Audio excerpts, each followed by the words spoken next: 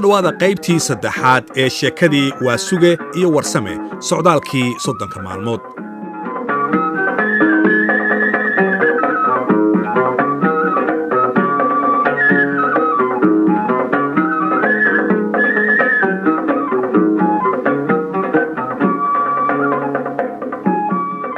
qaybtii labaad ee toddobaadkii hore waxay noo joogtay gabadhii caddaanka ahayd ee Maria oo iyadoo aan soo dharbadalan oo qabta surwaalkeedii gaabnaa soo hor istaagtay odagii sodonkeed ahaa ee waa suge. Waxay galabtaasi ahayd markii ugu yaab iyo ama kaaga badnayd waa suge. Markii gurigii la galay oo la kala salaan qaatay ayaa Muuse aabihii waxa uu ku yidhi, maxaa lagu keena aabbe oo aad cabaysaa qabow iyo kulayl? Waa suge waxa uu yidhi, wixii aad haysaan ii keena, laakiin waa in uu bun ugu horreeyaa. markaasay Maariya inta orodday ay duqii u keentay fiijaan qaxwo ah. Waa suge waxa uu sugayay bunsharuur, laakiin markii qaxwadii loo keenay wuxuu u qaatay in la is yidhi ha ku sii sugo. Maariyana waxa is leedahay, mar haddaad duqii qaxwo siisay, waxa marka kuu laaban waxa weeye adigoo u diyaariya casho la yaqaan. Waa suge iyo wiilkiisii waxa u socda iswaraysi. Muuse ayaa looga warramayaa dhibaatooyinka miyiga oo dad iyo dunyaba haysta.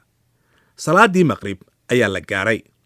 Markaasuu waa suge intuu weysaystay oo waajibkiisii gutay, warkii halkiisii ka bilaabay. In yar kadibna waxa Maariya raggii ay ku tiri, kaalaya miiska aan cashayne. Waa xilligaa markii uu kashifmay is-afgaranwaagii oo duqu uu yidhi, anigoo aan bun helin ma taabanayo cunto kale. Markaasay inta reer Muuse isdhugteen oo duqii ka fogaadeen ay iskaga faalloodeen is-afgaranwaaga meesha ka dhacay. Waxa kaloo ka sii daraa markii uu waa suge ogaaday in Maariya aanay aqoonba u lahayn sida bunsharuurka loo dubo. Taasi waxay ka shiftay markii dariska laga doonay agabkii bunsharuurka iyo qof dubi yaqaan intaba. Waa suge waxa uu caddaatay in ayan reer Muuse ka suuragelin sooryada uu sugayey iyo sida uu u doonayaba. Dhowr ayaamood kadib ayaa waa suge habeen jimco ah fiid horradii waxa uu digri ka maqlay masaajid ku dhowaa. Wuxuu ka tirsan yahay duqu dariiqadda Axmadiya. Markaasuu inta uu aaday goor dambe ka soo laabtay. Haddaba markii aqalka uu ku soo laabtay muxuu la kulmay? Waa suge waxa uu yimid gurigii oo ay reer Muuse ku casuumeen saaxiibayaashood oo isugu jira rag iyo dumar. Dhalinyarada Soomaaliyeed ee nagaha caddaanka qaba cidi kama maqnayn habeenkaa. Qaar kalena waa ay ka soo qayb galeen casuumadda. Waa suge wuxuu albaabka ka soo galay iyadoo muusig qabow uu dhacayo oo wiilashii mid waliba inta gabar isku looxshay garabkeeda uu ku hurdayo. Dhalinyarada meeshaa ku kulantay labiska ay qabaan wuxuu waa suge ku xasuustay wiilkii dhaanraac ahaa ee baabuurka kala soo raacay magaalada Jowhar. Duqii cabbaar ayuu dhalinyaradii isha la raacay, isagoo isweydiinaya, talow meeshu ma tahay aqalkii wiilkaaga Muuse? Markuu in badan taagnaa isagoo yaaban ayaa wiilashii midkood inta uu soo fiirshay waxa uu ku yidhi, duqa ma iska soo galaysa aqalka, adeeg alla. Markay intaasi dhacday ayaa Muuse hadalkii maqlay, soona orday markuu arkay qofka lala hadlayaa inuu yahay aabbihii, waxaana uu yidhi, aabbe maad soo geshid, maxaad albaabka u taagan tahay? Markaas ayuu waa suge shaki baxay, inkastoo uu garan kari waayey waxa meesha ka socda. Duqii gudaha ayuu soo galay. Muuse ayaana dhinac socda oo uga warramaya in dadkani ay yihiin saaxiibayaashiis, Maariyana ay casuuntay. Intaa ay dhalinyarada ag marayaan, cayaartii sideedii ayay u socotaa. Waa sugana laabta ayuu ka hadlayaa oo waxa uu isleeyahay, casuumadda caynkani maxay tahay? Culimo iyo waayeel kale midna ma joogo. Ari lama qalin oo anfaco kale lama sii diyaarin. Horena layguma sii sheegin. Waa cajaa'ibe, casuumaddanu waa caynkee. Duqii waxa uu caddaatay in casuumaddu ay tahay caways dhalinyaro. Kadib markii uu arkay sida ay wiilasha iyo gabdhuhu isu qabqabsanayaan. Waa suge waxa uu goostay inuu dhalinyarada u jeediyo waano iyo wacdi si ay cawayska isaga daayaan. Isla markiiba aadaan ayuu waa suge ku dhuftay. Allahu akbar, Allahu akbar, Allahu akbar. Muuse aad ayuu aabbihii uga carooday. Laakiin wax uu sameeyay wuu garan waayey. Ciyaartii way joogsatay, dhalinyaradiina way wada aamuseen. Markaasi waa suge agtiisa ku soo wada urureen. Maariya dadka dhexdiisa ayay hadba dhan u ordaysaa. Gabdhihii kale ee caddaanka ahaa mid waliba ninkeedii ayay su'aalo ku furfurtay iyadoo sababta weydiinaysa. Markuu aadaankii dhameeyey waasuga waxa uu dhallinyaradii u jeediyey hadallo waana ah kadibna isagoo ku luuqaynaya ayuu u tirshay masafadii wacdiga ahayd ee sheekh axmed gebyow kuna saabsanayd in aadanuhu ku waana qaato waxyaalaha dabiiciga ah ee ilaahay abuuray naguna hareeraysan isagoo yidhi webiga kii warwareegsanaa iyo samada waaban ee marna aan soo wabdhihin baxarka waalan ee ilaahna waabiyey waagaa baryaaya marna la weynaynin kuwa wallayl iyo waduur akhrinaya ayagu waa iskula waana qaateen wejigay wayse la daa'imayaan markay intaasi dhacday ayay dhallinyaradii qaybsantay oo u kala baxday qaar wacdigii iyo waanadii ay saamaysay iyo qaar ka carooday si weynna uga xumaaday ciyaarta laga carqaladeeyey kuwii ugu xariifsanaa wiilasha ayaa markii dambe isku dayay in duqa xasil wax u dhacsiiyaan iyagoo dantoodu ay tahay in barnaamijkooda ay dhammaystaan habeenkaasi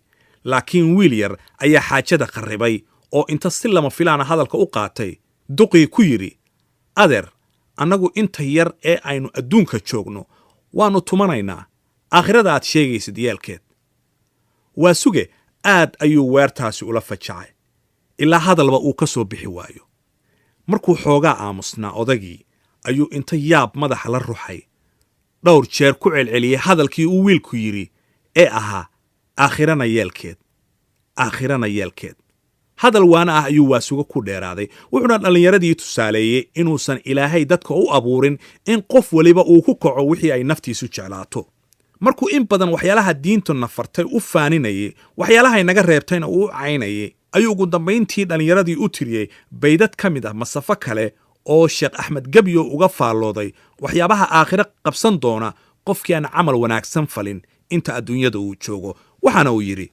rugtii qiyaamo haddii la roogsado rifata naar ahna raab ka soo go'o kuwii rogaayayna reebi waayaan rasuulka suubanuna ku reed maro haddaad ka raaracsatid iska kaa rido risaalihiisii horaadan raacine rabbigay weynuna raalli kuu noqon ragow haddoo qalbi waa rafaadaa dhallinyaradii quus ayay markan ka gaartay sidaas ayayna ku kala tageen maariya aad ayay uga xumaatay barnaamijka habeenkaasi ka dhicisoobay aqalkeeda ayayna dhexda ka soo xiratay caro daraaddeed habeenkaa reer muuse islama hadlin sidaas ayaana waagu ugu baryey waasuge qolkiisii ayuu iska seexday isagoo ciil bastiila ah asal ahaanna ka xun waxyaalaha ay dhallinyarada ku kaceen sababna uga dhigaya edabdarro ay horseed u yihiin reer muuse subaxii dambe wuxuu qof waliba soo toosay isagoo cabursan oo si dhib ah hadalku uga soo baxayo kadib markii la quraacday ayaa muuse sheeko sarbeeb ah kuna saabsan waxyaabihii xalay dhacay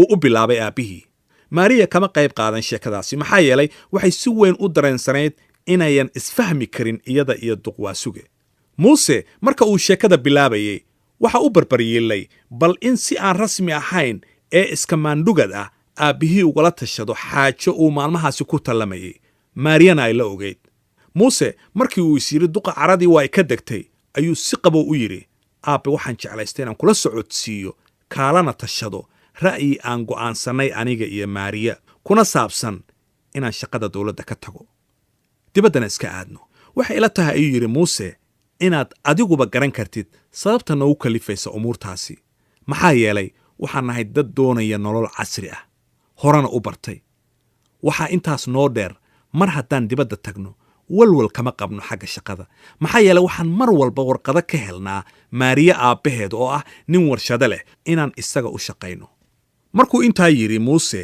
ayaa waasuga hadalkii ka qaatay kuna bilaabay maandhow aad ayaan hadalkaada u gartay haddaanse dhuuxay waxaan u qaatay inaad tahay nin ka fogaanaya wixii uu waalid iyo walaalba lahaa tan labaad muusow waan kaa warhayaa oo dhallinyaradii da'daada ahayd ee dibadda wax aad iskula soo barateen si farxad iyo isku kalsooni leh ayay dalkooda uga shaqaystaan waalidkoodana uga warhayaan ugana ducaystaan wuxuu waasuga soo hadal qaaday wiil uu aabbihii yiqiin muusena ay wax isla soo barteen muuse ayaa hadalkii duqa u adkaysan waayey markaasuu inta si cara ku jirto uu uga dhex galay waxa uu yidhi aabbe marnaha ka baqin inaad dhibaato la kulantid anigoo nool waxaan kaa ballan qaadayaa inaan bil walba lacag kuu soo diro haddaad jirro yar isku aragtidna waxaan kugu dawaynayaa dibadda inta tigid kuu soo diro intaa uu muuse faanka qubayo waasuge feeraha ayuu ka qoslayaa maxaa yeelay wiilkiisa ayaa u miisaaman wuuna ku raja gaaban yahay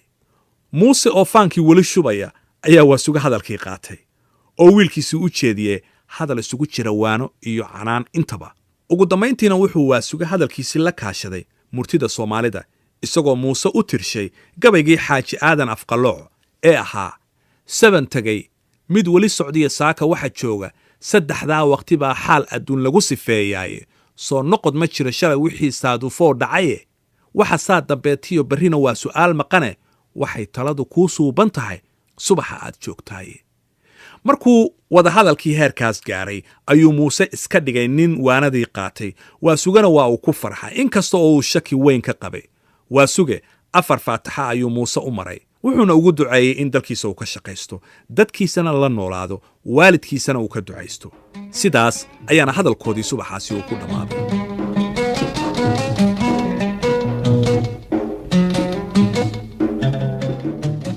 5 maalmood kadib ayaa Waasuge goor subaxa wuxuu aaday suuqa xoolaha isagoo dantiisu ay ahayd in uu ka soo fiiriyo dad baadiye ka yimid oo reerihii uu ka waraysto. maalintaas ayayna Waasuge iyo Warsame si lama filaana ugu kulmeen suuqa xoolaha. waa maalintii Dirir iyo Warsame ariga ay iibinayeen. lagama sheekayn karo sida uu mid waliba u farxay markii ay is arkeen. maalintaasi waxay isku fureen murtidii ku gaaxatay intii ay kala maqnaayeen. Dirir iyo Waasuge ayuu Warsame isbaray. kadibna waxay wada jir uga shaah doonteen maqaayad suuqa u dhoweyd. intii ay u sii socdeen waxay isu sii sheegayeen halka uu mid waliba magaalada ka joogay. muddadii ay kala maqnaayeen labada duq waxay u hadlayeen si tanaaga ah oo farxadii ay ku jirto. markaasaa qofkii ag maraaba dib u sii dhuganayay. dadka qaarna wayba ku qoslayeen. maqaayadii ayay tageen, shaah ayaa loo keenay. Warsame markaas ayuu hadalkii bilaabay oo uu yidhi, Waasuge waxaad iga warantaa naagtii caddaanka ahayd ee wiilkaagu qabay. mase leedahay shuruudihii odayaasha Soomaaliyeed ku qiimayn jireen naagta la guursanayo, kuwaasoo yidhi naagta aad guursanaysid waa inay lahaataa 5 waxyaabood: itaalnimeed, aqbal naageed, arrin waayeel, af muslim iyo anshax culimo.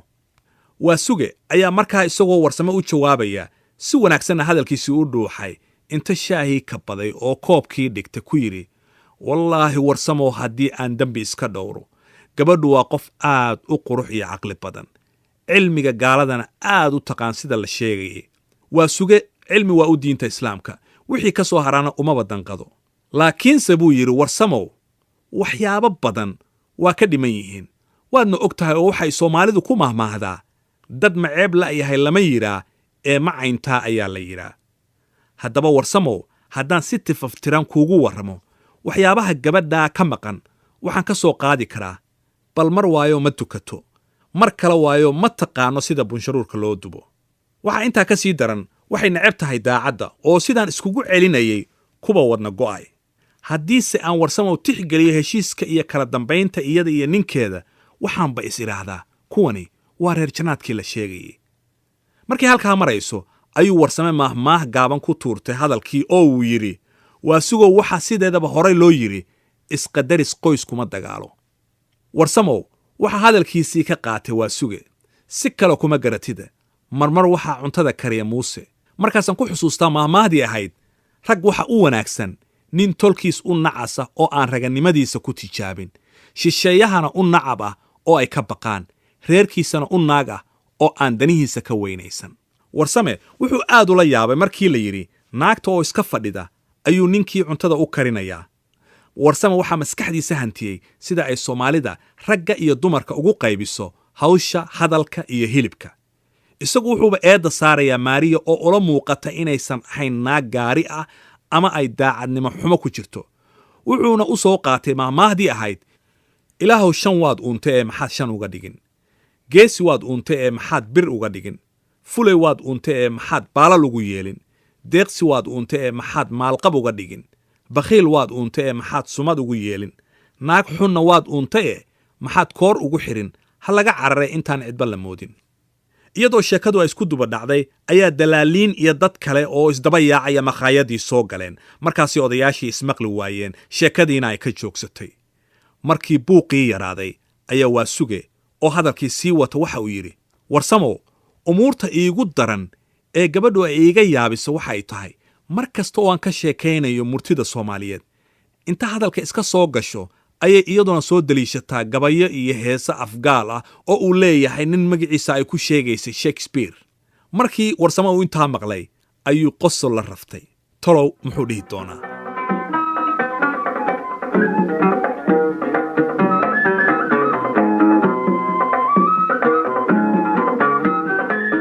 halkaa haynoo joogto qaybtii saddexaad ee sheekadii Waa Suge iyo Warsame socdaalkii 30 maalmood.